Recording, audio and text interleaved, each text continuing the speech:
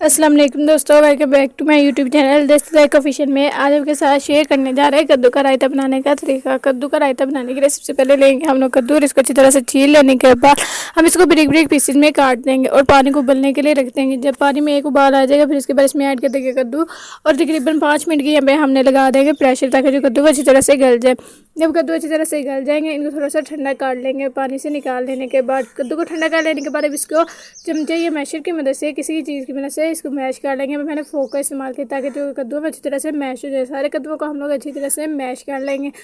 कद्दू को मैश कर लेने के बाद यहाँ पे हम लोग लेंगे एक बॉल और इसमें ऐड कर देंगे दही। दही को ऐड कर लेने के बाद अब इसको अच्छी तरह से फेंट लेंगे। दही को फेंट लेने के बाद अब इसमें ऐड कर देंगे धनिया और पुदीने की चटनी।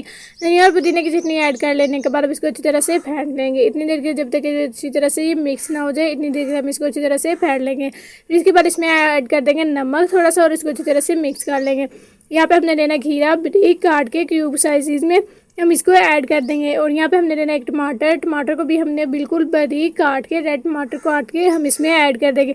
मीडियम साइज़ का एक प्याज लेंगे और इसको बिल्कुल बारीक काट के इसमें ऐड कर देंगे। और यहाँ पे लेंगे हम लोग थोड़ी सी सब्ज़ धनिया और इसको भी बारीक काट के हम इसमें ऐड कर देंगे दही में। और अब जो हमने कद्दू मैश करके रखे हैं वो इसमें ऐड कर देंगे और इसको अच्छी तरह से मिक्स कर देंगे। फिर इसके बाद इसमें अच्छी तरह से मिक्स कर लेंगे सारी दही में। जब कद्दू और सारी सब्जियाँ अच्छी तरह से मिक्स हो जाएंगे फिर इसके बाद इसमें ऐड कर देंगे थोड़ा सा ज़ीरा और थोड़ी सी मायोनीज़ और इसको अच्छी तरह से मिक्स कर लेंगे। और दोस्तों हमारा मज़ेदार और बहुत ही आसान कद्दू का रायता बनकर हो चुका है तैयार। दोस्तों अगर आपको ये मेरी वीडियो पसंद आई हो मेरी वीडियो को लाइक और मेरे YouTube channel Desi Zaika official को ज़रूर सब्सक्राइब कीजिएगा।